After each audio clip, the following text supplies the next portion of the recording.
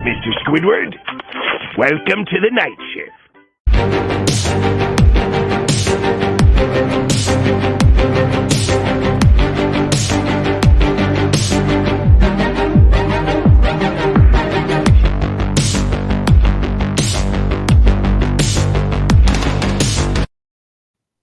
At long last, everybody, we finally haven't opened up a open Saturday to bring you folks back the MI6 Sports Network's late night sports talk show. That, of course, folks, is the night shift on this Saturday evening, June 26, 2021, alongside our resident sports fan and late night owl of the MI6 Sports Network host team, our good man Isaiah Leung, back at the home studios in Fremont, California. Yours truly, Callan, McClurg, joining you folks here from the home studios here in San Diego, California. Isaiah, glad to have you back inside of your home base after your stint at the community college earlier this week. Good to see you, though, man. How are we doing tonight on this Saturday evening?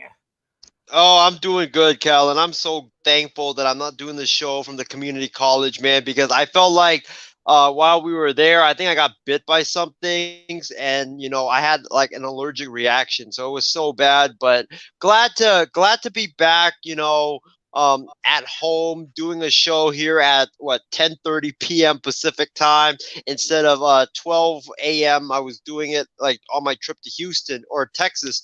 But great to be home.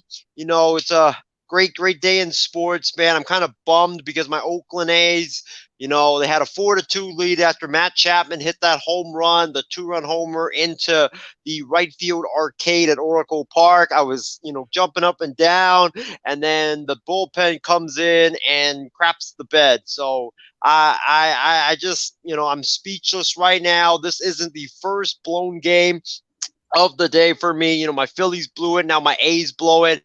It seems like both of my teams have absolute rubbish bullpens that you would make a better reliever than any of those relievers out there pitching for them. So it's been a very disappointing day, but hey, glad to do the show and glad that my man Devin Booker is one win away from the NBA Finals. I never thought that I would ever be able to say that.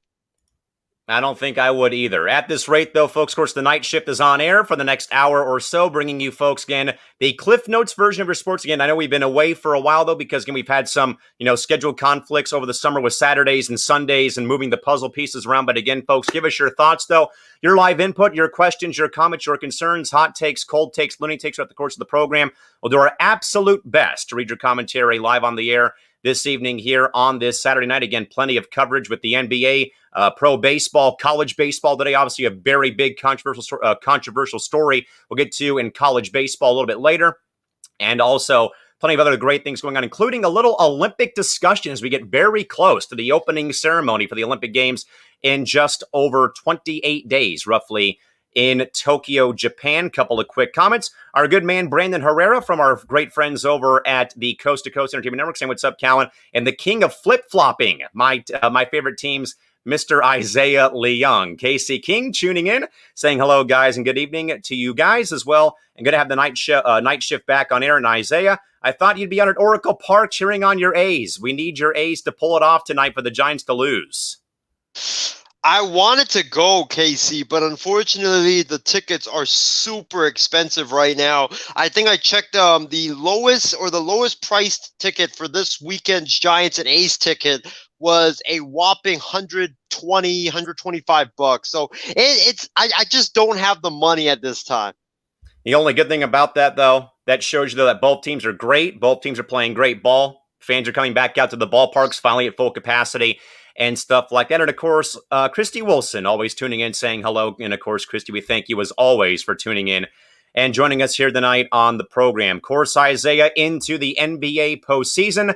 Suns and Clippers, a knockout, drag-out game number 4 from Staples Center in downtown Los Angeles. It is the Suns holding off the Clippers in a very sloppy affair, 84-80. This marks the second lowest scoring game for a team that won a postseason game this season, as the Suns win 84-80 and now take a commanding 3-1 lead. With one more win, the Suns would go back to the NBA playoffs, or the NBA Finals, I should say, for the first time in 28 seasons, if they can hold off and win on Monday night back home at Phoenix Suns. Remember, again, it's a 84-80 win for the Suns over the Clippers. And again, Isaiah, this game just looked to be a battle of attrition between two ball clubs who literally look like they're on their last leg of even staying afloat here in regards to turnovers, missed shots, and free throws. And again, though, I think the telling shot, though, of this entire series has got to be Paul George missing that first free throw, and you see Steve Ballmer go just like this. Like, Steve, you should have known what you got yourself into buying this franchise because, again, this, very, tortured history of this organization continues to, kind of come to fruition in the postseason. Sadly, again, though, Isaiah, you can call it a curse, bad luck, a stroke of bad luck, though. But again, with the Clippers, with no Kawhi Leonard again, he's done for the entire postseason. Paul George can't obviously carry this ball club. And again, from the second game of this series, though, Paul George crumples under the pressure. He literally could have put game two basically in the refrigerator. He misses both free throws. And of course, then the now famous Valley Oop is scored by DeAndre Ayton at the final buzzer to win game two. They win game three, but then of course, though, game four, it boils down to again free throws. And once more, Paul George crumples under the pressure. Chris Paul cool as the other side of the pillow and the other side. And the Suns are again one win away from their first finals appearance in 28 seasons, when of course they had to face Michael Jordan and the Bulls in the 93 finals. But Isaiah, very sloppy game. And again, I don't want to say that this is just more so two teams who look like that they're basically on their last leg, but just like two teams, though, man, who have just been in a war this entire series. And they've had to go through a gauntlet of great teams like the Lakers and the Nuggets and, the Jazz, even for the Suns, though. And I think, though, what Sammy Sharp was right, though, Isaiah, between the two teams, the Suns took the more difficult route to get to the conference final. Reason why? They faced the defending conference and NBA champs and the Western Conference runners-up in Denver in round two, where the Clippers had to only play one very tough team, and that was the Jazz. Yeah, the Mavericks and them were close, but again, Utah, who I actually called a fluke, Isaiah, in the group chat. I said that the Jazz were a fluke because, hey, it's a number one seed. Yeah, big deal, but are they even going to, is it going to last, though? And again, though, Isaiah, sadly, when you win and peak too early, you're bound to go down in the postseason. And sadly, that was the case with Utah, though. But Isaiah, I think, though, that a lot of people are right, though, that the Suns may have taken, the harder path again. The defending NBA champs, defending conference champs in the Lakers, the Western Conference finals runners-up in the Nuggets to get to where they're at, though. And again, the Clippers, again, playing Dallas, playing the Jazz. But I think those, though, that with the Clippers, they've had to play two straight, long series. 7 games with Dallas. 7 games or 6 games with the Jazz. To win that one. So again, like a longer stretch of games, though. But I think, though, Isaiah, that more importantly, though, for the Suns, though, again, one more win to get that 28-year monkey off their back and go back to the finals and hopefully win for the first time in franchise history. But again, though, Isaiah, this game, though, sloppy. Again, very, very, out of control with turnovers, bad free throw shooting down the stretch. And again, just I think, though, a final 2 minutes, though, that carried on forever and went so far deep. But Isaiah, your thoughts, though, as the Suns win the game? And again, move within one win of the finals. Well, Callan, after the game was over, I went to my local gas station, got myself a large can of Mountain Dew to celebrate on this show. Yes, great drink. I got this Mountain Dew to celebrate the Phoenix Suns and Devin Booker being one win away from reaching the NBA Finals. Like I said in the beginning, never in my wildest dream, ever since Devin Booker got drafted, never did I think that he would be one win away with the Phoenix Suns from reaching the NBA Finals. The Phoenix Suns have been awful the last, 10, 11 years, and it's just amazing how Monty Williams and James Jones, the GM of the Phoenix Suns, have turned this team around, along with Devin Booker and along with Chris Paul as well. So my hats go out to them for turning this Suns team around. But in terms of this game, Callan, this showed the resiliency of the Phoenix Suns. A lot of things have been said about this Phoenix Suns team. They're really good with Booker and Paul. They're really good as an offensive ball club. They're really great as a defensive ball club. They're well coached as well. But the one thing that I don't think a lot of people have said about this Phoenix Suns team or have talked about is the resiliency of this team. No matter how many points they're down by, there's no quit in this ball club, and that's what I'm really impressed by this Phoenix Suns ball club. You know, normally you expect a young team that is first year or first time in the playoffs, you would expect them to fold under the pressure and fold whenever it's a close game with about 2 minutes left. And the Phoenix Suns, they haven't folded in either of their series that they were either down in the final couple of minutes, or it was a close tight battle in the final couple of minutes, or, you know, they were just up by 1 or 2. You know, they have stood up to the challenge and they have fought their way to a win, and that's what I'm really impressed by the Suns team. They were tremendous defensively tonight. The Clippers were ice cold from 3. I don't know why Paul George and company decided to jack up, you know, so many threes when they were just ice cold. I kept screaming at my TV, Cal, and I was like saying, don't jack up threes. You guys can't make a 3 to save your life. So why not drive to the cup and get some easy 2s, or drive, you know, to the free throw line, get some mid-ranges, or draw fouls to get some buckets and get some rhythm going. But the Clippers just for some reason just kept jacking up threes, which made no sense whatsoever. And the Suns were just like, fine, you guys can jack up as many threes as you guys want, because we know you're not going to make them, since you haven't been making them the whole night. And they kept missing 3 after 3 after 3, and the Suns just kept capitalizing on it. And I think, you know, towards the end, yes, it was the missed free throws, but it was Chris Paul's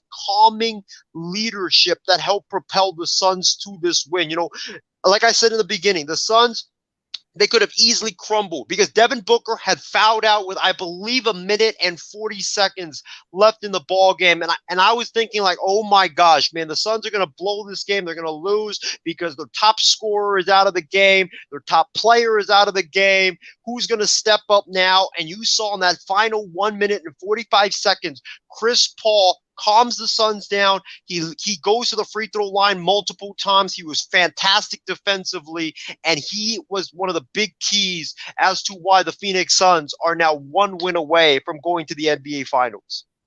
I think it's a mixture of Chris Paul's leadership, and again, props to him for coming back off the COVID protocols, or out of the COVID protocols, and getting the team, you know, back on track and helping out. And especially, I think, though, with Book fouling out, though, with still that much time left, though, and this game was still very close when D-Book fouled out of his ball game, and it was still, you know, tight, 2-point game, 1-point game, 3-point game, though. I will say, though, Isaiah, that the only, I think, knock that D-Book gets, though, mainly more so in this postseason, he's running his mouth too much. And again, I have nothing against it, though. But Sally, you got to remember, though, these referees, though, are watching a lot of these guys like Booker and Doncic, that they watch these young kids very, very closely, because they haven't really built that reputation yet to kind of be able to pop off at other guys or start scuffles. And I think, though, that, Sally, though, Isaiah, is what kind of, I think, has probably been a knock against D-Book in his career, though, has kind of been, hey, man, you're young, you got some maturing to do, man. You can't just pop off and keep trying to pick fights with people and get technical fouls in very, very bad spots. Would you agree? Yeah, I totally agree with you on that. You know, there was one instance, I think it was in the fourth quarter, when Paul George drives to the lane and Devin Booker gets called for a foul, and he angrily shoves Paul George. And I was just thinking to myself, oh my gosh, you know, frustration is boiling over. This might be the boiling point where the Suns end up, or the turning point where the Suns end up losing the game. That was, I think, totally unnecessary by Booker. I get, you know, it's in the heat of the moment, but still, you got to keep your calm, because that play turned from a two free throws for Paul George into 4 free throws, plus the technical fouls as well. So you got to keep your emotions in check, especially in the playoffs, you know. And this Clippers team, they like to get into the skin of their opponent. You know, Patrick Beverley, Paul George, even Nicholas Batum at times, even Terrence Mann, they like to get into the skin of their opponents. And if you let them get into your skin, they are going to rattle you. And that's how the Clippers, I feel like, always beat their opponents at first. It's based on the mental game. Totally. And I think that just, you know, a thing that, you know, that Book's have to kind of jump over a little bit. Now, Isaiah, from the Suns' perspective, now to the Clippers. And now it's just like, you know, man, here we go again, talking about the LA Clippers in a playoff series, you know, about to lose another series. And, you know, once again, the Clippers, you know, in the shadow of the almighty Lakers, are going to once again, more than likely, fall flat on their face once again. And you know, Isaiah, I wrote this to the group chat because I was watching the last, I'd say, minute or so of the game. I think the last 15 seconds. You could tell how one-sided Staples Center was in the waning moments. And I wrote to the group, and I think I'm probably spot on here, though. It seemed to me that anytime the Clippers were at the free throw line or they missed a shot, you heard this loud, thunderous cheer. This literally felt like it was the Dodgers playing the Diamondbacks in Phoenix, Arizona, where it was all Dodger fans. This to me just seems like Laker fans had a little pettiness here, had a little fun. Laker fans bought tickets to this game wearing Clippers gear, but were cheering for the Suns. That literally, Isaiah, is how I felt about that last 15 seconds, because it literally seemed like, man, when Chris Paul was at the line, the building was quiet. When he would make the free throws, everyone erupted. But when Paul George went to the line on two separate occasions late in the game, it was like he was shooting in a opposing arena. Isaiah, I don't know if you caught that, man, but I think, though, that probably might be a little bit of, weird fanhood or weird, gamesmanship, though, that it literally sounded like it was a Clipper road game in their own building. Would you agree, man? Oh, definitely. I'm glad that I wasn't the only one that, that took it like that. That it was a Clipper road game, because like you said, Callan, when Paul George went to the line, normally when he goes to the line at the Clippers arena, everybody's quiet, but when he went to the line, it was like the fans were making so much noise. And I think, the noise might have been a factor as to why he missed a couple of those free throws. I don't think it was the main factor, but I think it had something to do with it. But, as far as the Clippers are concerned, it just seems like the Clippers, every time something good happens to them, something bad also happens to them. Like they get Kawhi Leonard and they get Paul George. What happens? The locker room, there's no chemistry whatsoever. And then they choke a 3-1 lead to the Denver Nuggets in the second round of the Western Conference playoffs last season. And they lose that one. And then this year, they seem like they were on the right track. They had come all the way back. They beat Dallas and then come all the way back again to tie the series against the Jazz. And then the next day, breaking news, Kawhi Leonard is going to be out indefinitely with a knee injury. So it just seems like the Clippers, every time something goes great for them, you have a couple of things go wrong for them. And this franchise, they just seemed so cursed. And as a Laker fan, I love it, but I feel bad for some of my Clipper fans that are friends of mine that are Clipper fans. I feel so bad for them because you can see their pain that they go through every single year. Now, Isaiah, that does kind of bring up the question, though, about what exactly do the Clippers do if, in fact, they lose on Monday and they are eliminated in the conference final. Again, this is their first ever conference final appearance in franchise history. But again, that goes back to Buffalo and San Diego for the Clippers organization. But certainly, Isaiah, questions, I believe, become raised, though, about what is the immediate future, though, of this Clippers ball. Because I think, though, with Steve Ballmer's reaction of Paul George missing those free throws late in the game kind of told you the whole story of man, what do we have to do to get over this, over this hurdle? Well, for one thing, there's no first-round pick for the Clippers till, I believe, 2027 or 2028. Paul George has that long-term extension now signed. Kawhi Leonard may just choose to get up and leave when the series ends and go somewhere else, maybe to the Lakers, who knows, or go somewhere else to help out with another franchise and perhaps leave leave that team behind. And then, Batum and Patrick Beverly and guys like that. Isaiah, if in fact the Clippers do in fact lose on Monday, what do you believe the future holds for the Clippers? Again, knowing that there is no first-round draft pick for the next several years, and you sadly have that Paul George contract on the books for the next, 4 to 6 years, roughly. Well, Callan, I'll put it to you flat. I'll put it to you straight. The Clippers are screwed because, like you said, they don't have draft picks for the next 7 years. Is that correct, Callan? It's pretty long. I know that. I don't know the exact number, but I know it's very long.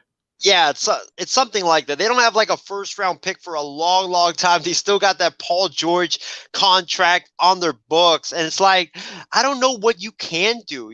Like even if you can't really do a significant change up of your roster because if like you don't have the flexibility to do that. So if I'm the Clippers and if I'm Steve Ballmer, Callan, to be honest with you, I would let Kawhi Leonard walk because I think the Clippers, they've looked like a far better team without Kawhi Leonard than with Kawhi Leonard on the floor. You've seen it against the Jazz, you've seen it against the Phoenix Suns. Guys like Terrence Mann, guys like Nicholas Batum, guys like Patrick Beverly, they're playing much, much better without Kawhi Leonard on the basketball court. And I think that they have a different rhythm and a different free flowing on offense whenever Kawhi Leonard is not on the court. So like this might sound like super ridiculous, but I would let Kawhi Leonard walk out the door. I just think the Clippers, are a better team, honestly, without him. I would try to put some pieces around Paul George. Maybe you can try to win it that way with better chemistry. It seems like the Clippers have, without Kawhi Leonard.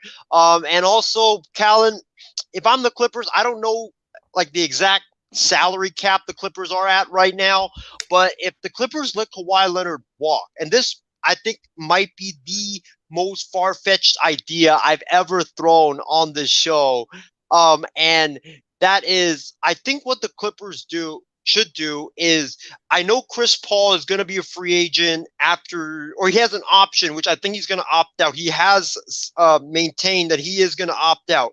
I think what the Clippers should do is I think they should pursue Chris Paul because I think the Clippers have shown they need a floor general. It's like why I don't want Kawhi Leonard with Jimmy Butler in Miami because the Heat, they don't need another forward. They need a guy that is a floor general that can get guys the ball at the right spots. And I think that's what the Clippers are clearly lacking right now. They tried Rondo. That didn't work out.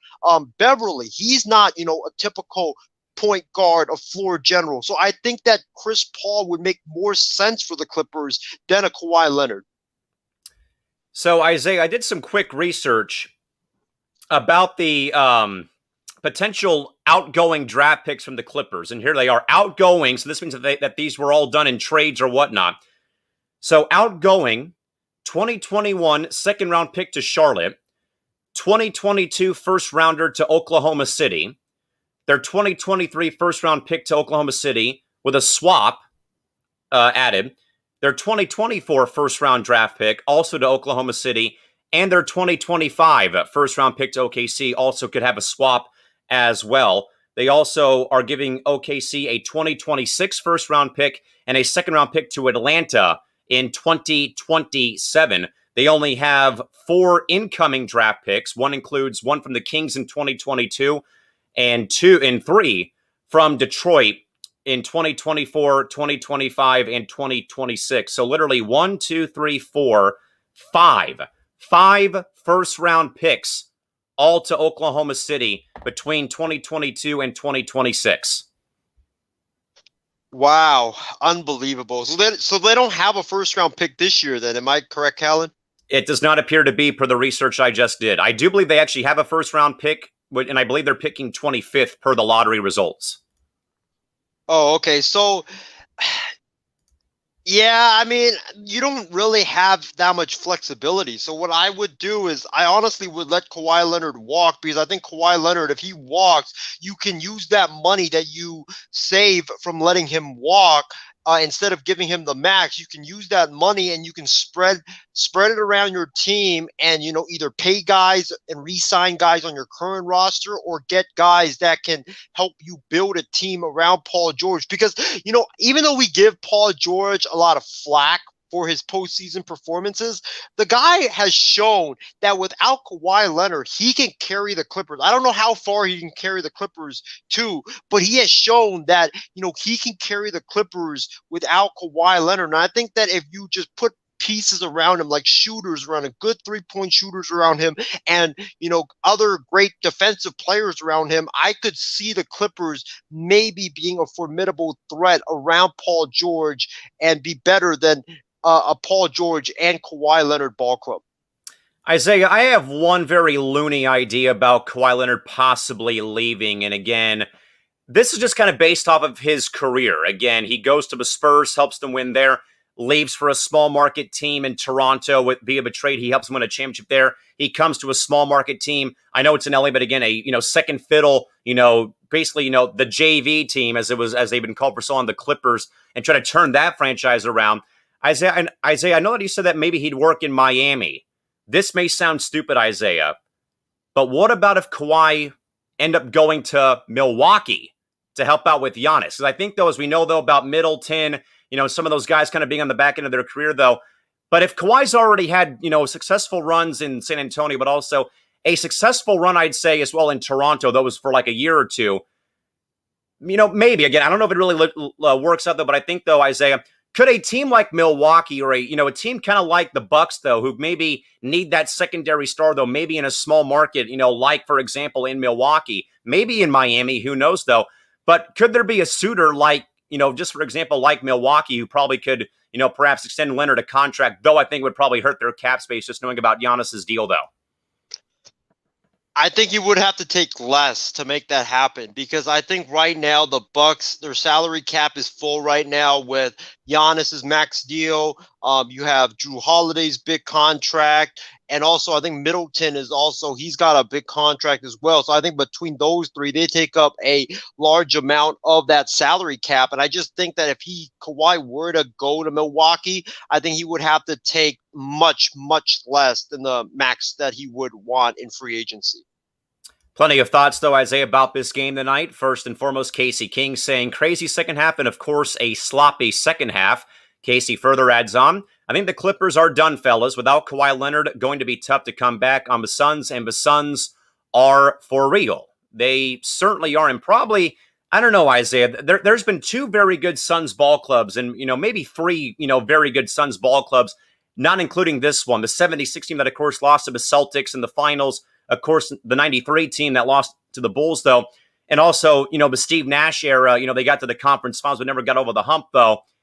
But certainly this year's team, though, may not be the number one team in my mind. I think it still goes to the 93 ball club. They're certainly, I think, close, though, at this rate right now.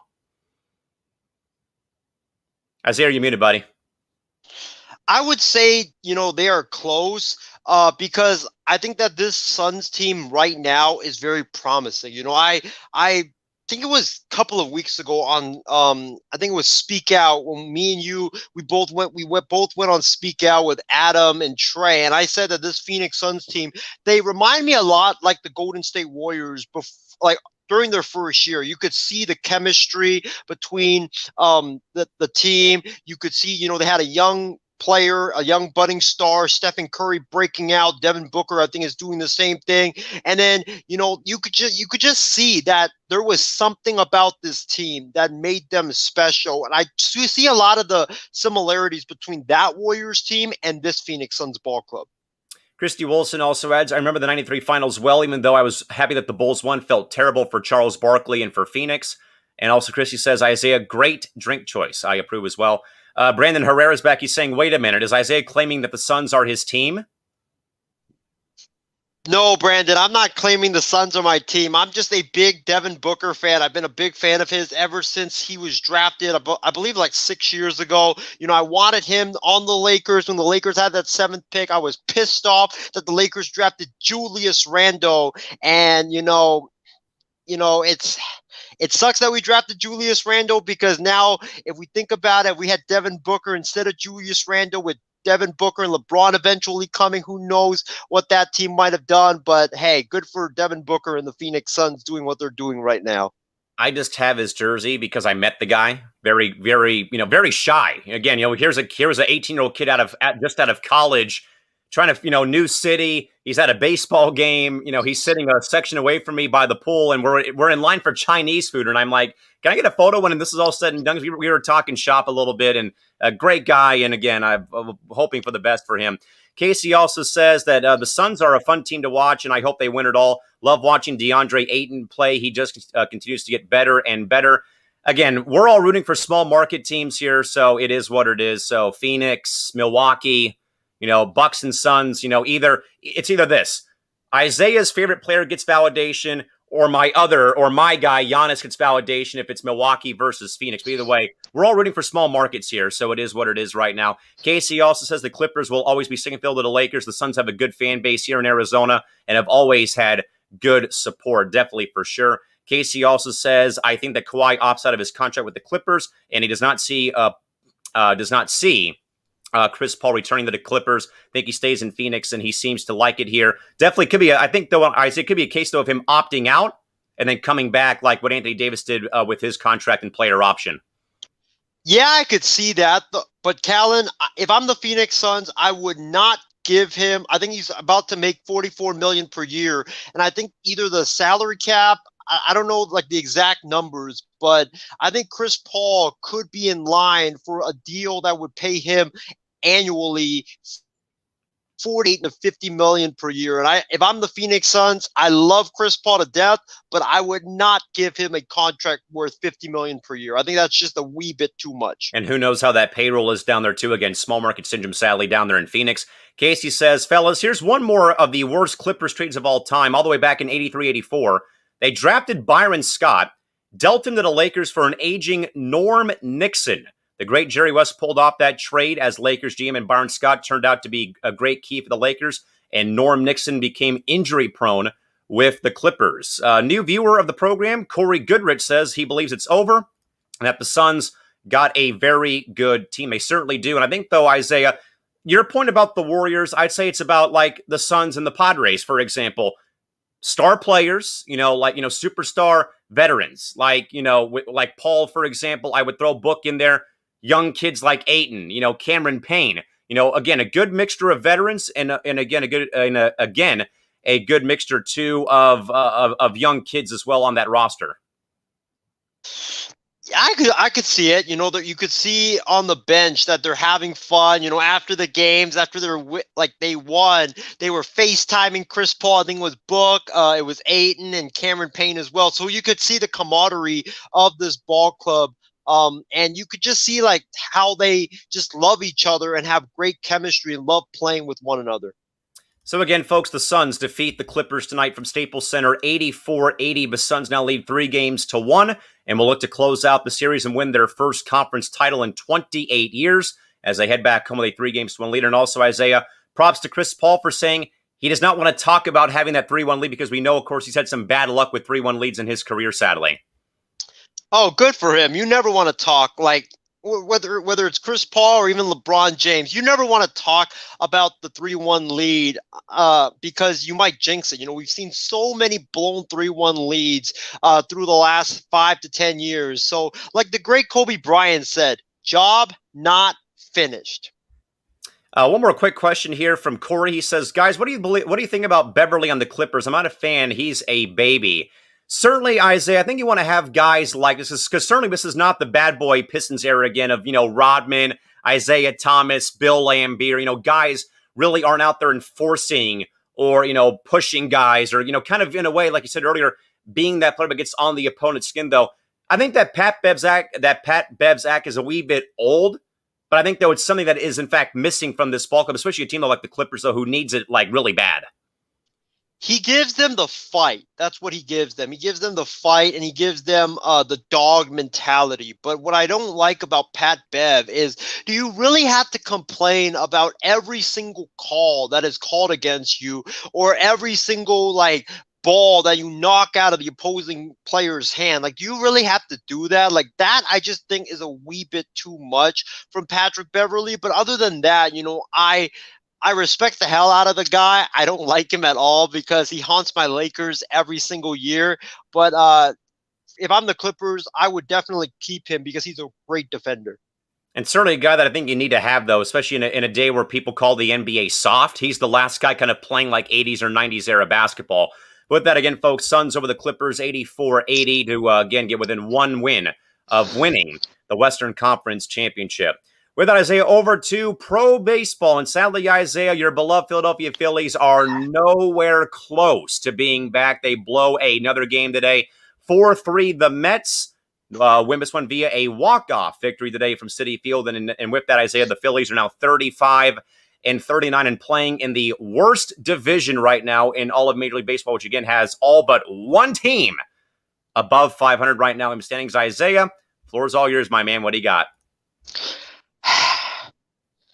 Callan, break out the shades, and I think you might want to take a nap, because by the time you're done taking that nap and you wake up, I will probably just be about to wrap it up. But I don't know where to start, Callan. I really don't. You know, this Phillies team, this was our opportunity, our golden opportunity to climb back up in the NL East and to hopefully have a chance to win this division. We had a 4-game set at Citi Field against the first place leading New York Mets. And if we had taken 3 out of 4, even swept the Mets, we would be right back in that race. But instead, no, the Phillies decide, oh yeah, let's blow more games. Callan, you said they blew 1 game. Well, they actually blew 2 games today, as I believe they had a doubleheader, and they blew they had a lead in the 7th inning, and they blew that, of course, because Hector Neris is pitching. And then in the 9th inning, Mr. Neris, I don't even know why, he comes in to pitch again for Joe Girardi, which makes no sense whatsoever, and he blows it again. So I really don't know what to say about this team, Callan. I know there's a famous video out there of me saying after Dave Dombrowski got hired that, oh, Callan, the Phillies are back. Well, I'm telling you right now, the Phillies are not. What? No, they are back. They are back to playing AAA level baseball, which they are, because they are a AAA team. You know, I think I told you this earlier tonight that on my phone there was a button that I would press that would give me notifications every time there was a Phillies game or there was an A's game. Well, a couple of weeks ago, I got so sick and tired of the Phillies blowing lead after lead after lead that I was like, nope, I'm done. Just cancel the rest of the season, and I wouldn't even care that the Phillies season ended, because that's how pathetic this season has been. I disabled that feature on my phone 3-4 weeks ago, letting me know when there was a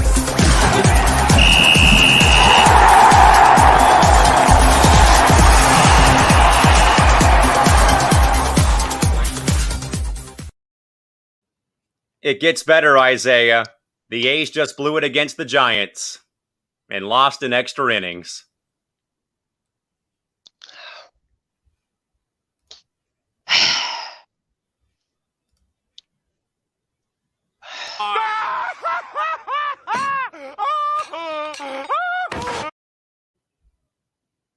Isaiah loses again. Isaiah loses again. 10 games of losing. Isaiah loses again. Skull, skull, skull, skull. Skull, skull, skull, skull. Still keep on losing. Isaiah loses again. Isaiah loses again. Isaiah loses again. 10 games of losing. Isaiah loses again. He's worse than Stephen Wayne. He's worse than Stephen Wayne. Skills keep on losing. Skull, skull, skull, skull.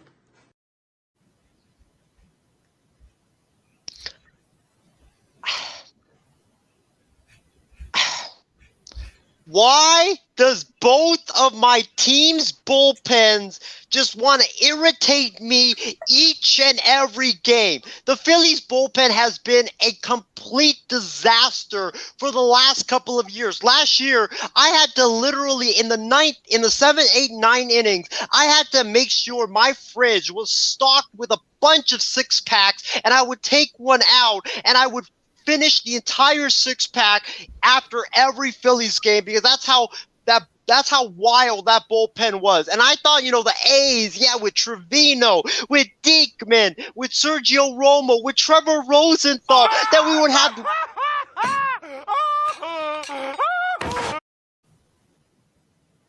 we would have the deepest bullpen in all of baseball, and that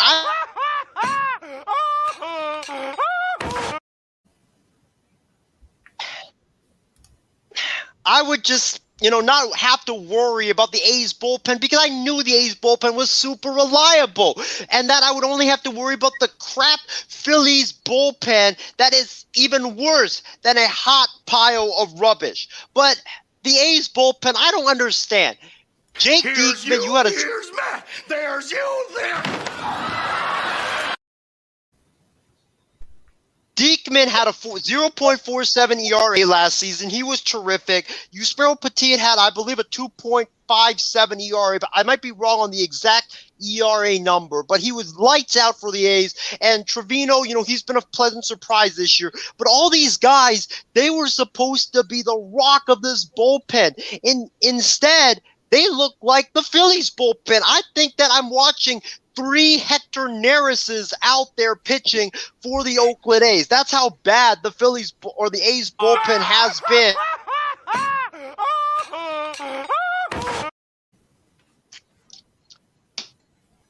But back to the Phillies, Callan, Hector Neris needs to be cut immediately, and he should not only not be allowed to play for, AAA, Double A, or Single A. He shouldn't even be allowed to play for the Mexican League or the Chinese Baseball League or the Korean Baseball League or the Japanese Baseball League because he would blow it there as well. He shouldn't be allowed to play baseball again. People, they need to force him to retire because this dude is terrible, man. I don't know why Joe Girardi brings him in every single 9th inning. I haven't even watched the last couple of 9 innings for the Phillies because I know that when Hector Neris enters the game, I just know that he's going to blow the game. So I'm not surprised that he blew it a couple of times today.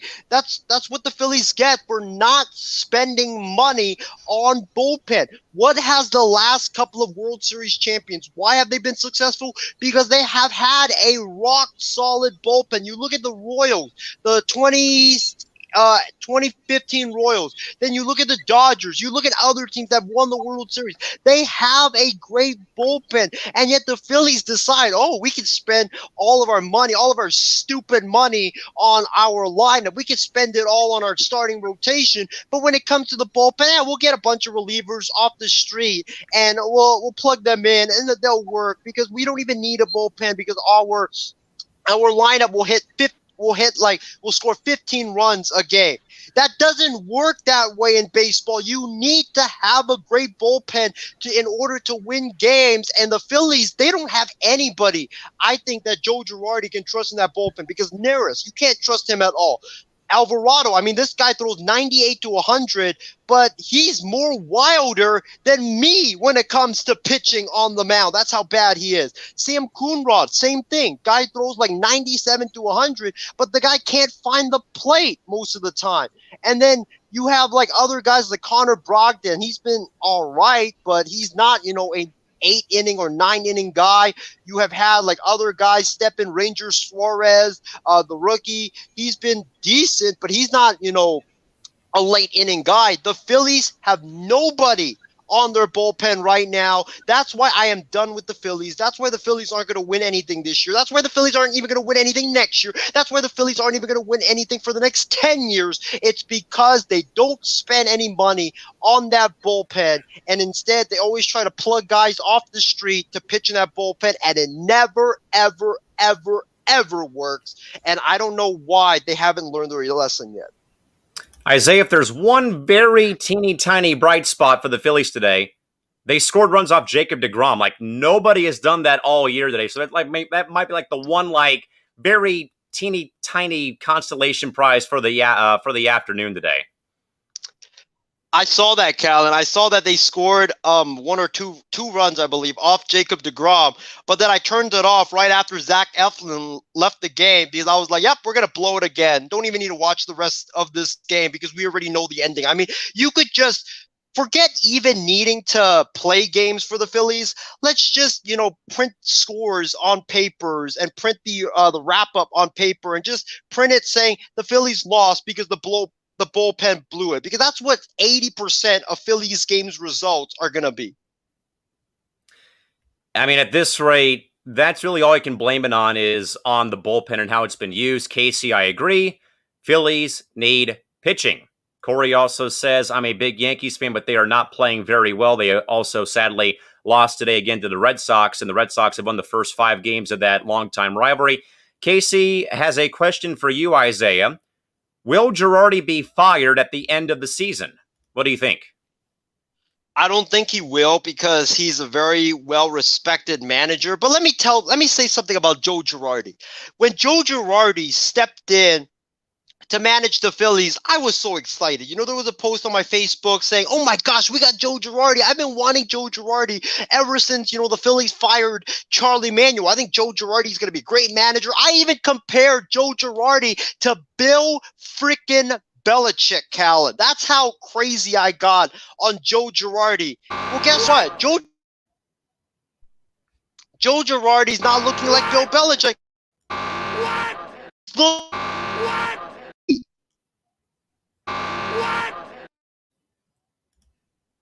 Joe Girardi is looking like Matt Nagy. I don't know what has gotten into him. Maybe the Yankees or MLB Network, you know, cloned another Joe Girardi and took the original.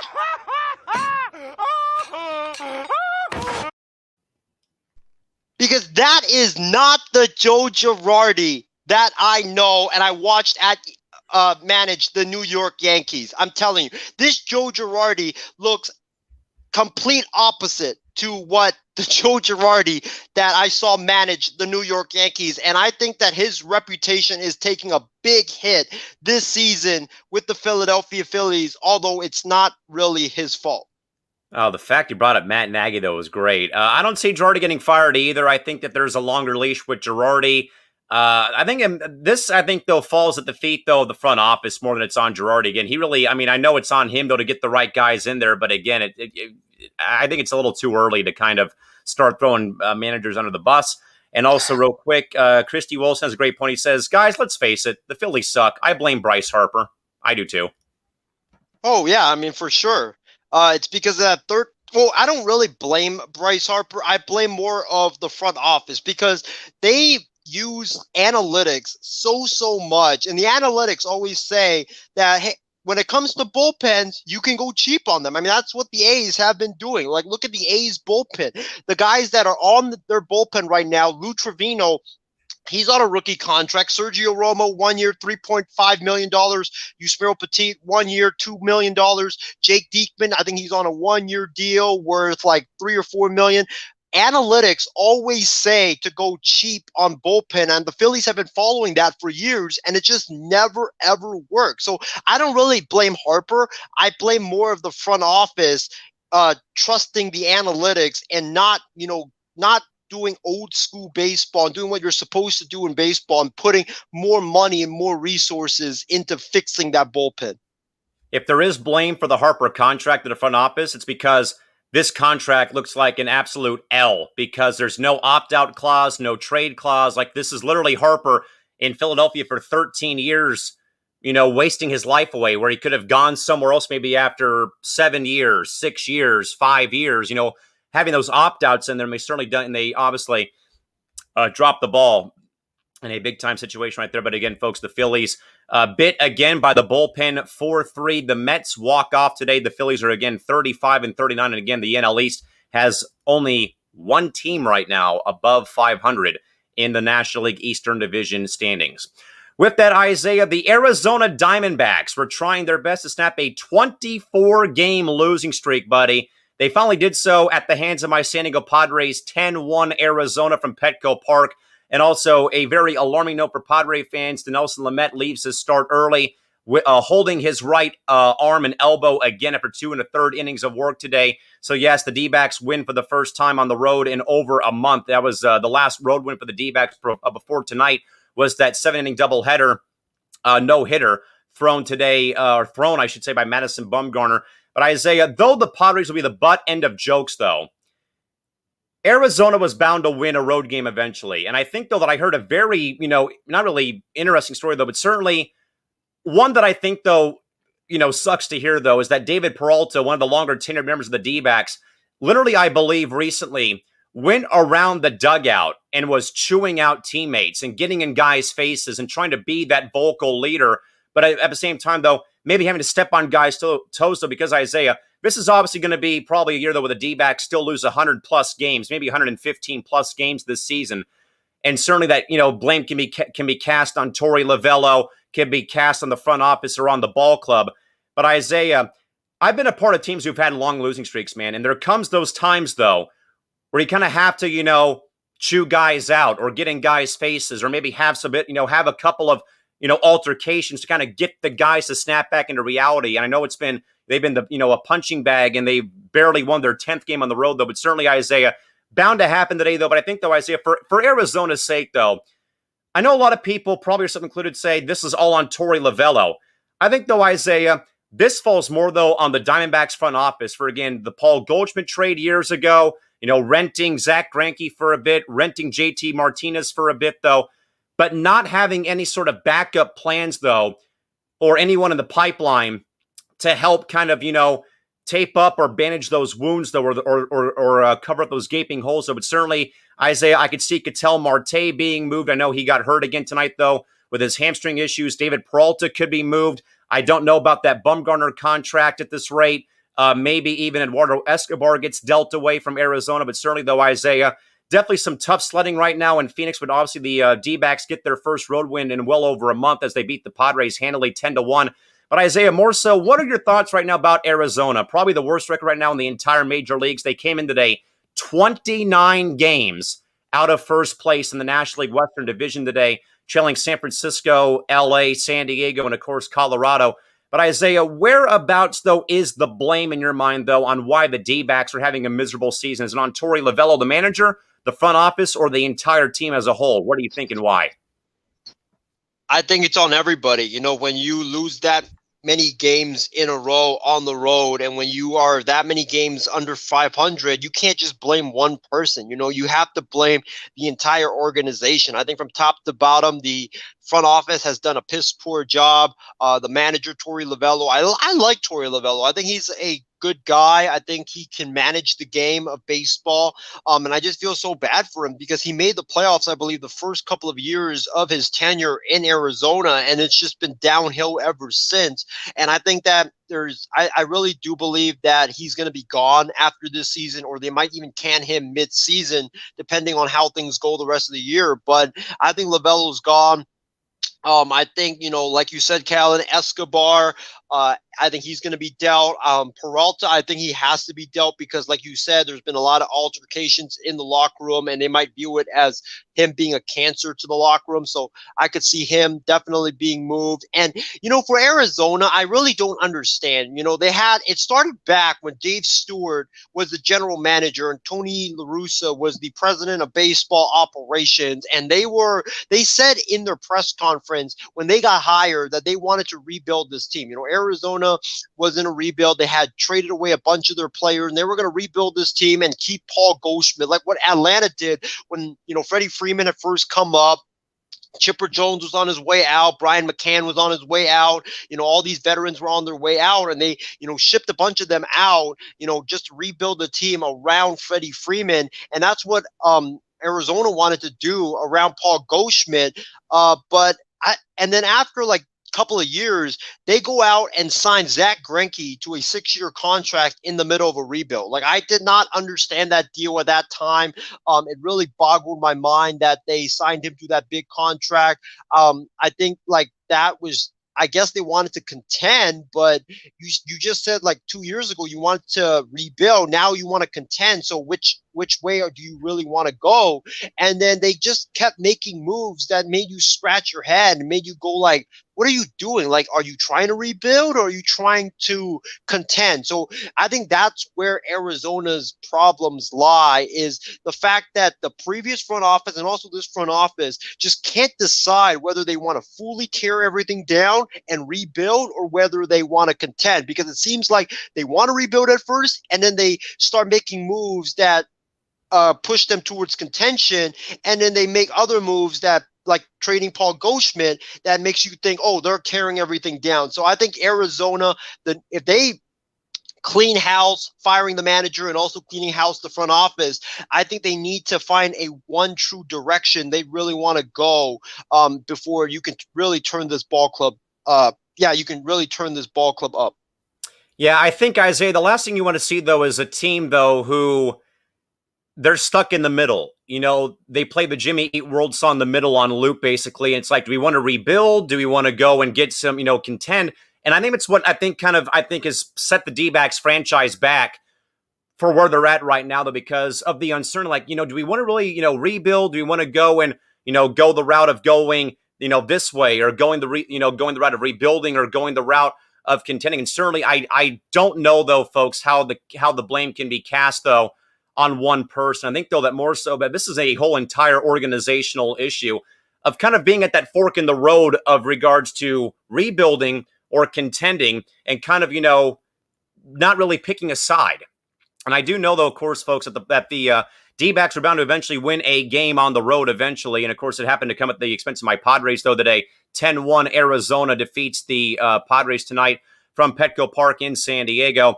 Christy Wilson chimes in to say real quick, feels like a full eternity, Cal, since the D-backs won the World Series back in 2001.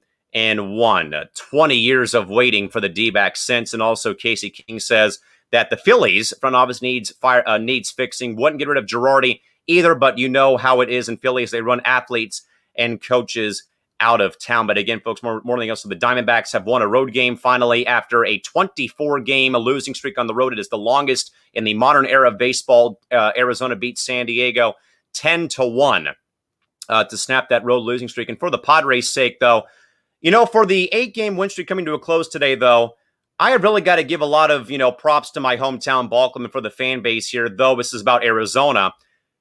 But tonight was a very, changing of times, hopefully, where for the first time maybe in a long time, I didn't see anybody leave Petco Park early because of the scoreline, going up 1-0, 2-0, 4, 6, 8, 10-0 for Arizona, that nobody left the ballpark on Saturday. So I know, of course, that this is, only the 8th game of the entire season without with fans being at full capacity in San Diego. But certainly, normally, in regular years, though, I would have, if I was there, I would have already been out the door myself and probably have gone home. Maybe not. Just probably would have hung around, walked around the ballpark, though. But certainly for the Padre fans, though, great to see them stick around, though. And obviously, I know it was a rough game, though, for the Padre offense. Again, they lose 10-1, though. But certainly, don't see that a lot, though, where, you don't see it a lot usually where a ball club's getting blown out and not many people leave the ballpark, though. But certainly the Padres, again, faltering 10-1, though, to Arizona. And again, the D-backs snapped that lengthy and historic 24-game losing streak on the road tonight with that victory over San Diego here tonight, again, at Petco Park. And also for the Padres, again, folks, no clear announcement yet, though, from the ball club, though. As I mentioned, I was watching the game today on Bally Sports San Diego, but there's been no official announcement from what I've gathered yet from AJ Cassville or any Padre beat writers or Padre media who has said about Lamet's early exit tonight from the ball game again. But Lamet was pulled, though, from this game after 2 1/3 innings of work, though, but appeared, though, from my vantage point, though, to be having his throwing arm, in somewhat of a hanging sort of manner. Again, Lamet's been having some very rough arm problems. He's been very much plagued by Tommy John, and certainly the look on his face and how he kind of walked off the mound, though, just kind of proved to me, though, that he's hurt. And again, nothing too serious, though. We will try our best to get some reports, though, on the line via Twitter and see what we can find out or find for you folks. But again, certainly, though, folks, that this again throws another wrench, though, in the plans, though, for the Padres is, again, about the rotational depth right now. Because, again, you have no Mike Clevenger this season, and Dinelson Lamet has sadly been a pitcher who has been plagued by injury, mainly since he was called up, though, years ago. He's been having, the same sort of elbow impingements or elbow issues in general. And certainly, folks, the last thing I think anyone wants to see, though, is see another player or a pitcher of Lamet's caliber go down again with Tommy John. Again, he's already had to recover from it once. Certainly, though, guys, try their best to come back after a second time and things of that caliber. But again, folks, we're trying our best to find some more information here about Lamet's health real quick. But also, folks, the only minor gripe I have here about the Padres tonight is the Padres choosing to give a couple of players a night off. Now, folks, I get about giving guys a night off, though. But when you are rolling great, though, you've won 8 straight games at home. You've had, full capacity. You swept the Reds. You swept the Dodgers. You took the first game from Arizona. This is not the time when your ball club is riding a very good wave of momentum. This is not when you start changing your lineup. And I think that tonight, though, but sadly, that Jace Tingler I think they'll try to do guys a favor, though. But sadly, like we say, folks, if it's not broke, don't fix it. And Jurickson Profar started the game tonight for the Padres in right field. Webster Rivas started this game for the Padres behind the plate tonight. But again, though, when everything is going right, you don't change your apples. I think that's the one thing I've learned in my time as a ball player and helping my dad coach when I was out of high school and kind of starting off college, was that if you have a lineup that's going great, you've got to keep that lineup in check, and you got to keep that lineup as consistent as possible. Now, I've liked, though, over the past couple of games, though, that they've had Tommy Pham leading off. They've had Fernando Tatis Jr. batting second. They've had, Jake Cronenworth hitting third and Machado hitting fourth, though. But again, though, I know that Will Myers has been scuffling a little bit as of late. I know that that Victor Caratini needs a break here and there, though. But I'm not a fan, though, of when teams are going great and they're having, very good win streaks going on, again, 8 games, or they're having win streaks. This is not when you change your lineup. I think it's the only knock, I think, tonight on Jace Tingler, but also you really can't prep, I think, though, for having back-to-back games of having your starting pitcher only go 2 1/3 innings. So again, Chris Paddock was very, very overworked on Friday because of long at-bats and foul balls and walks and stuff like that. Where tonight with Lamet, though, missing location, too many pitches up in the zone, though, they're being hit for base hits, home runs, doubles, extra base hits. Though, then certainly, though, when he leaves the game, though, kind of holding his arm underneath his glove, though, to kind of, I think, like take stress off his elbow. That's where I think though that things kind of get a little bit hairy if you're a Padres fan again, and certainly things going wrong. But again, folks, we have not seen, just checking Twitter real quick, nothing going on here in regards to injury. But per a quick report, folks, via Twitter from KWFN, the Padres radio station, 97.3 The Fan, they report about 35 minutes ago that Jace Tingler said in his postgame press conference that Lamet was having trouble gripping his slider tonight, and there was a drop in his velocity. He said there was some fatigue in his forearm area, and he was removed tonight out of abundance of caution. Tingler says that they'll wait to see how things look on Sunday morning. So again, we'll have hopefully a better report, though, about how, in fact, his health will, in fact, be as time does go on. But again, the Diamondbacks win for the first time in a long time on the road, snapping a 24-game skid on the road, 10-1 D-backs over the Padres tonight from Petco Park in San Diego. Also, folks, in the College World Series, our final matchup is set in stone, coming up over the course of the next week or so, as Mississippi State walks off Texas today. 4-3 Bulldogs walk off the Longhorns in what was a back-and-forth ball game on this Saturday night, as again, Mississippi State walks off with a RBI base hit in the home half of the ninth inning after a very, very great game played by both sides here from Omaha, Nebraska today, as again, Mississippi State holds off Texas today, again, with a walk-off victory for the Bulldogs, 4-3, the final score for Mississippi State over Texas. Set up again, Mississippi State taking on Vanderbilt in the 2021 Men's College World Series, coming up from Omaha, Nebraska, early, starting next week. With that, folks, some other news, though, and we are, in fact, though, waiting for Isaiah to get back in on getting back in the stream here. Again, he's had some tech problems, sadly, at his home up in Fremont. But again, folks, keep those questions, comments, or concerns coming as we await for Isaiah to get back into the stream.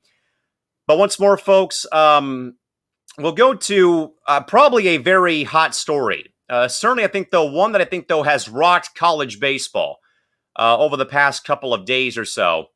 Has certainly been the very interesting story about North Carolina State being forced to forfeit their games with Vanderbilt, though, of course, that Vanderbilt won the game to move on into the College World Series, though. But, folks, this very interesting press release was made via ESPN, though, as of Friday.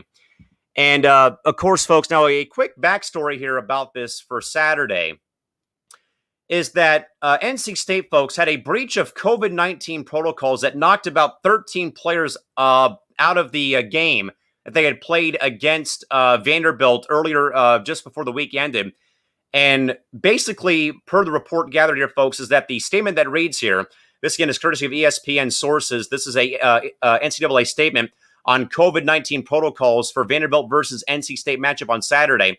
It reads in full here that the NCAA Division I Baseball Committee has declared the Vanderbilt NC State Men's College World Series game scheduled for Saturday at 1 p.m. Central Time a no contest because of COVID-19 protocols. This decision was made on the recommendation of the championship medical team and Douglas County Health Department. And as a result, Vanderbilt will advance to the College World Series finals.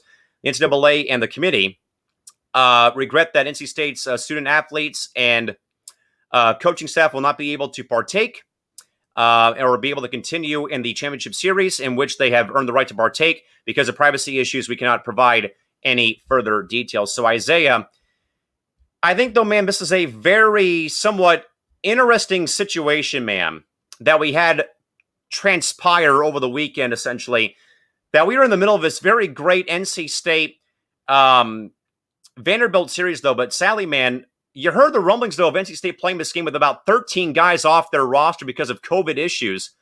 They ended up losing the game, though, but they couldn't get a chance to get back at Vandy because of, as mentioned, those COVID protocols in place. However, Isaiah, I don't know, though, if a lot of people agree, though, with the way that they handled the situation very late at night. Your thoughts on how, in fact, this whole thing went down is what, man? I feel extremely bad for the student athletes because these guys work their butts off all season long. And for the NCAA to do this, I just feel like it's really unfair. You know, I feel like that if you're going to do this, give people a certain amount of time of notification. Don't do it just in the middle of the night and be like, yeah, NC State, they won't be able to go the next game. Vanderbilt moves on. Like, I just think that was just extremely unfair. And I feel really bad for, all the NC State student athletes that missed out on an opportunity to potentially compete again in the College World Series. Isaiah, this is the best time of the year if you're a baseball fan. You have the pros going on, you've got the draft coming up, and then you got the College World Series, man. And certainly, folks, certainly, if you're a baseball fan, this is basically like Christmas morning. I mean, you get yourself, Major League Baseball going on. You've got plenty of things going on with Major League Baseball, the draft coming up, and of course the College World Series. But certainly, Isaiah, I think, though, I've talked, or not talked, but I've seen a lot of the banter, a lot of the chatter amongst, friends of mine who play college baseball, D1 or D2, and certainly they're all irate. And I think that a lot of baseball fans, especially, I know, of course, about NC State fans, though, I think, though, Isaiah, if you're a baseball fan in general, this was the last thing you wanted to see happen was, what a crappy way for a team to find out they're not going to be able to play again because you violated, that you had COVID issues. Sorry, you can't play, end of your season. Sorry, but get out of here. Yeah, and that's why like this pandemic, I feel like has been, really harsh on everybody. There was, I think the NCAA tournament a few years or in 2020 that it got canceled because the pandemic was raging its ugly head, and all the seniors and everybody, they missed out on a wonderful opportunity. I know Sabrina Nesu, the star from Oregon, she was really upset because her opportunity, she felt like Oregon was the best team in women's basketball that year, and she felt like her golden opportunity to win the national title got taken away. And then this year, I think in the NCAA tournament, again, Callan, we had another situation, but I think it was on the men's side, and that was Oregon. There was a game that had to be forfeited because of COVID, yes. Yes, I think it was Oregon that forfeited its game against VCU because they had COVID. So I felt bad for all the players there, and then now this happened. So it's just a really terrible situation for everybody involved, for the NCAA, for the players, the families, and the coaches. It's just a really bad situation. Certainly, for sure. But again, folks, this damning announcement made by the NCAA on Saturday in regards to the COVID protocol issues affecting North Carolina State University. But again, a statement reading in part that the NCAA D1 Baseball Committee declared the Vanderbilt NC State Men's College World Series game scheduled for Saturday at 1 p.m. Central Time a no contest because of COVID-19 protocols. Decision made via recommendation of the championship medical team and Douglas County Health Department. As a result, Vanderbilt will move on to the College World Series finals. And the committee regrets that NC State's student athletes and coaching staff will not be able to continue in the championship series, in which they earned the right to participate. And per privacy issues, they cannot provide any further details on the matter at hand. And certainly, I think, though, a shockwave felt throughout the course of college baseball. Christy Wilson agrees, saying, wow, this is crazy. I feel that the NCAA was being really harsh and really unfair. And also, Edward Lee wants to poke fun at Isaiah. Giants beat the A's. Simple as that. With that, Isaiah, we'll get to a couple more stories, man. We'll hopefully save a few of these for the night shift on Sunday. But, of course, Isaiah, 2 new head coaches are in for the NBA. That is Chauncey Billups in Portland and Jason Kidd down in Dallas with the Mavericks. Isaiah, give us your thoughts on both these guys getting coaching jobs in Portland and in Dallas. The Jason Kidd hire, I like that hire by Dallas because I think we're going to get a renewed Jason Kidd in Dallas because Jason Kidd knows, Callan, that this is his 3rd head coaching opportunity. Many guys in the NBA don't even get 2, let alone 3. So I think that this is his last opportunity to show that he can be a very successful NBA head coach. And if he doesn't, well, he's never going to be a head coach again. So I think we'll see a renewed Jason Kidd. Jason Kidd he's an outstanding basketball mind. Luka Doncic is an outstanding basketball mind. They speak the same language in terms of the basketball court, both point guards. So they see the game the same way. So I think that, Luka and Jay Kidd will have a great partnership. The only thing I'm worried about Jason Kidd is that when he was in Milwaukee, the thing that a lot of people were bothered by with Jason Kidd is that he was very stubborn. He would install a defensive scheme and it would look so good. The Bucks would look so good playing with that defensive scheme for the first half of the season, and then they would have a second half meltdown because everybody, NBA coaches, they would figure it out, watching film and all that stuff. They would figure it out, and then Jay Kidd would not adjust. He would not make adjustments. That was kind of what was the knock on him in both Brooklyn and Milwaukee. So hopefully, his time spent on Frank Vogel's staff, that he has learned from his previous mistakes. And if he has, and if he can assemble a great coaching staff around him that is not filled of yes man, but filled with solid coaches, I think Jason Kidd could do a great job. And in terms of Chauncey Billups, Callan, it's hard to knock this hire, but I'm going to do it anyways because I don't think Portland should have hired a first-time head coach. I think they should have went with a known commodity in Mike D'Antoni. I think Mike D'Antoni, he would have been a great fit for the Portland Trailblazers, a team that needs to win now. Yes, I know Dame Lillard and Chauncey Billups, they have a great relationship, but we don't know how Chauncey Billups is going to be, making that transition as a coach. Steve Nash, he led the Brooklyn Nets to the second round of the playoffs, but there was some bumps along on the road. So I wouldn't have gone that route if I was Portland. I just think that Portland right now, with all that pressure, hiring a first-time head coach is not really the way to go. And another thing is, he has a friendship with Damian Lillard. How is he going to balance that? How is he going to, treat Dame on the court? Is he going to be, extra special to Dame? Is he going to, do whatever Dame wants him to do? I just don't know about this hire, Callan. You certainly don't want to see Billups start doing the Clippers treatment with Lillard in Portland because they're bros. And certainly I think, though, that Jason Kidd, Isaiah, you're right, though. I think he knows, though, this is his 3rd chance to make an impact as a head coach. But certainly I think, though, he's going to do it, though, with an organization he's familiar with, though, in Dallas. Again, Cuban, the philosophy, the mindset, and also I think, though, with having Doncic and Porzingis helps, does wonders or will do wonders for him now. But I think, though, I agree, though, about Portland. They could have waited a bit longer, to get a established, name like a D'Antoni.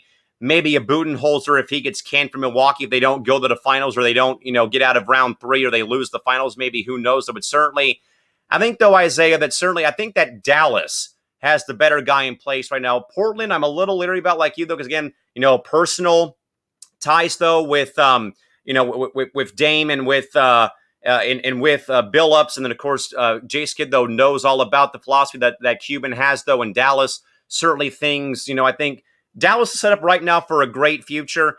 Portland, I'm a little concerned about, but not too concerned, though. But Isaiah, back over to you. What do you got? I also want to add something when it comes to, talking about these new coaches that were hired. We didn't get a chance to talk about Boston hiring Ime Udoka, the Nets assistant. I want to say that for that hire, I don't like that hire as well. Not because I don't think Ime Udoka is a good coach. I think he can coach the game of basketball. But Callan, when you look at the Boston Celtics, Jason Tatum, Jaylen Brown, that's a team that needs to win now. That's why Brad Stevens, I felt like, was moved to the front office, because they weren't really meeting expectations and getting the job done in Boston. So Boston needs to win now, and I think they would have been better off served getting a veteran head coach in Rick Carlisle instead of Ime Udoka. Ime Udoka, I don't want to knock the guy. The guy has coached for, some great coaches in our league, like Greg Popovich. I think he was a part of Doc Rivers' staff as well. I think he also coached with Steve Nash and Mike D'Antoni this past season in Brooklyn. He's also coached some great players like Kevin Durant, Kyrie Irving, James Harden, Joel Embiid, among others, Tim Duncan, Manu Ginobili as well. The guy can coach the game of basketball, and he deserves to be a head coach. But I just think that with Brad Stevens moving into the front office, I think the reason why he hired a first-time head coach is I think he wants him to be his puppet. That's what I'm kind of fearing in Boston, is that Ime Udoka won't get to do what he truly wants to do. It's going to be Brad Stevens pulling the strings from above and telling Udoka what to do on the sidelines. And I think personally that Stevens is 0 for 2 right now with this coaching hire, maybe in people's minds, but also that trade for Kemba Walker going to Oklahoma City as well. With that, Isaiah, we're running out of time for the show. Into tonight's Game Balls segment for this Saturday night. Again, we are, folks, up against the clock right now. But with that, though, Isaiah, who is getting a game ball from you on this Saturday night? Wow. This is very tough. But, Callan, I was thinking about this. How about a game ball for Hector Neris for making my night even more stressful? But obviously I'm kidding. But obviously I'm kidding. But in all seriousness, though, I got to give it to Devin Booker and the Phoenix Suns. The Phoenix Suns, a lot of people did not have them, getting like a top seed in or before the season. They get the number 2 seed in the loaded Western Conference, and then a lot of people going into the playoffs were like, yeah, the Suns got the number 2 seed, but are we sure they're for real? Maybe it's just because of this 72 game season and everybody getting hurt and all that stuff. And they have quieted the doubters. They have played outstanding basketball. They knocked out LeBron James and the Los Angeles Lakers. Then they go and sweep the Denver Nuggets, albeit without Jamal Murray, but still very, very impressive. And then they go and now take a 3-1 lead against the Los Angeles Clippers, and Devin Booker and the Phoenix Suns. I still can't believe, I'm saying this, but they're now 1 win away from going to the NBA Finals, which I never would have thought in my wildest dreams would have happened. So if I could give, I'm not just going to give 1 game ball, but I'm going to give 16 game balls, 15 to all the players, and 1 to Monty Williams, the head coach of the Phoenix Suns. Everybody in that Suns organization deserves a game ball for the way they turned that team around, and also for the way that they have performed this season and also the postseason as well. I think Monty Williams should have won Coach of the Year. I don't know why they gave it to Tom Thibodeau, but hey, it is what it is. We obviously, if we had votes, they would have gone to Monty Williams.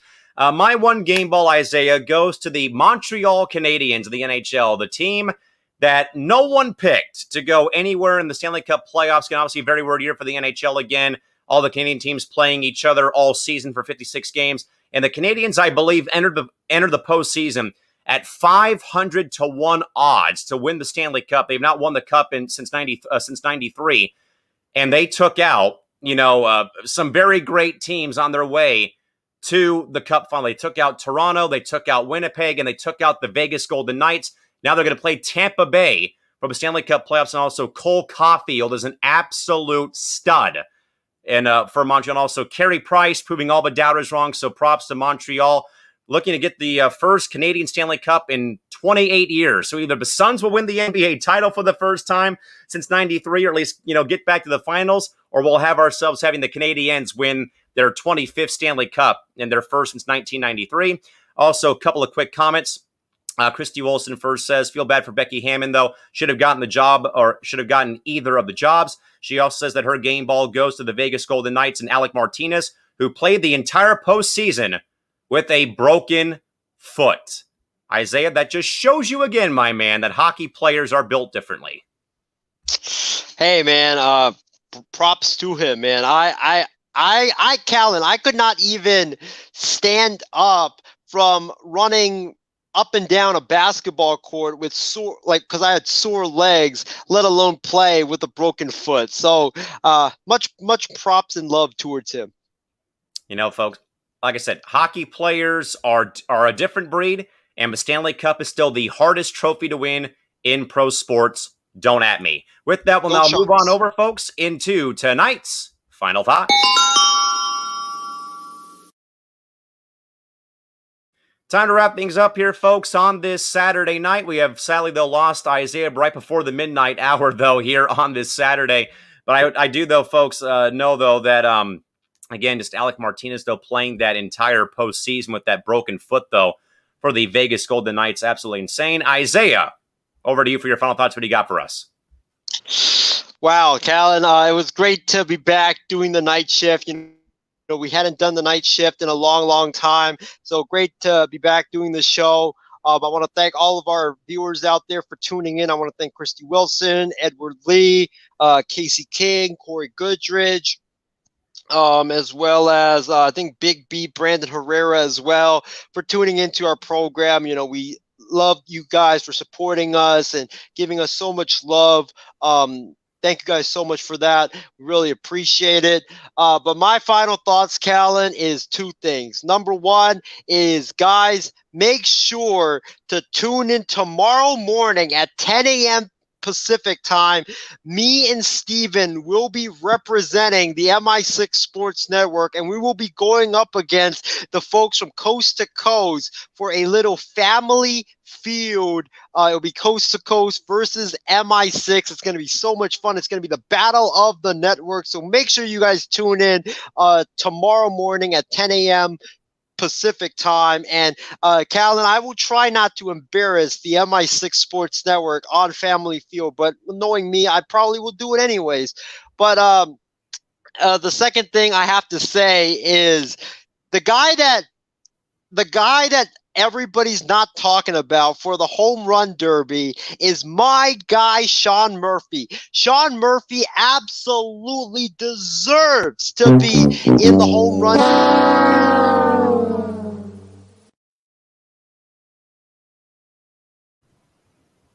Yes, Callan, I had to bring it up. I know he's hitting 208 right now, or he's hitting 210 right now, but Sean Murphy absolutely needs to be in the home run derby. When this guy hits a home run, it's not a cheapie. It's a moonshot, man. When this guy is able to barrel something up and knock it out of the ballpark. Imagine his power at Coors Field. We might be seeing some 480-foot shots and 500-foot shots from Sean Murphy at the home run derby. So AL captains, put Murph in the home run derby. Isaiah, you do realize that Fernando Tatis Jr. hit 3 moonshot homers for his first ever 3-homer game on Friday, right? Oh, I realize. You do realize that he's got 25 on the year, right? Yes, I do realize that. You still would rather have Sean Murphy on your team over the face of baseball?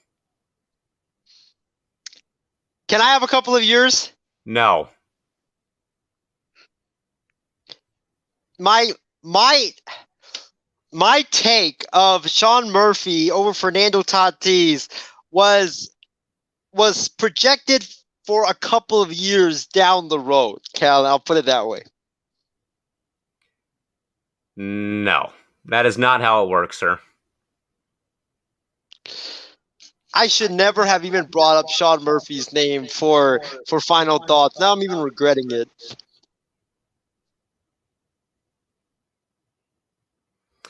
With that in mind, folks, we are approaching midnight here on the West Coast for this Sunday. And Christy, thank you very much. I will take Tatis Jr. Thank you, and good night, Isaiah.